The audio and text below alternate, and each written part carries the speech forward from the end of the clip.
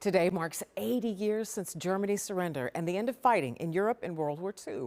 A Lenexa veteran is sharing his story now of what it was like to be able to send word home to his family in the most memorable way possible. Fox 4's Dave DeMarco live at VFW National Headquarters in Kansas City with Charles Staubus memories of that day.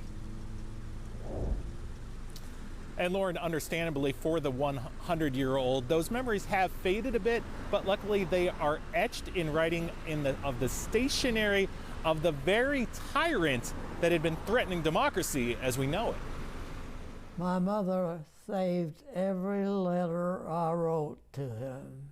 There's one Charles Staubus made sure to keep. The letter to your dad, you wrote that May 8th, 1945. Yep, that was it. Tens of thousands of U.S. service members probably wrote the same triumphant message home 80 years ago today. It just says somewhere in Germany, May 8th, 1945, and you wrote, "Dear Dad, well, this is it, VE Day." But few likely announced the day of Germany's surrender and the end of fighting in Europe on Adolf Hitler's own stationery. After Hitler fled and took his own life, Staubus and his unit, which had been mostly responsible for registering the dead, went to Berchtesgaden, Germany. They spent the night in Hans Lammer's office at the Little Chancellery. Picked the lock on his desk. The one thing he had left in it was this. Where you'd find a seating chart of Nazi leaders and Hitler stationery marked Der Fuhrer.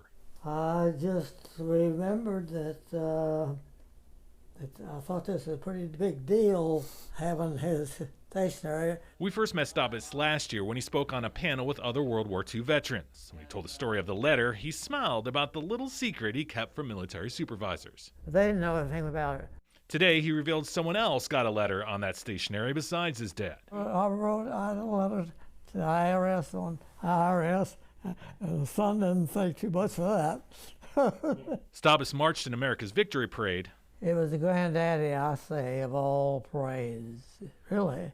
It was 5 hours without stopping. And enjoys seeing Europe's celebrations both on this day in 1945 and on today's 80th anniversary.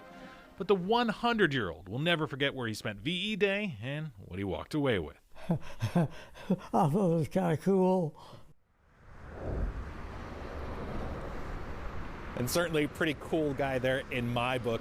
Now, even though fighting ended there 80 years ago today in Europe, a lot of troops didn't initially rush home. John, of course, there was still war in the Pacific Theater. Meanwhile, Staubus would remain in Austria, where they occupied that country.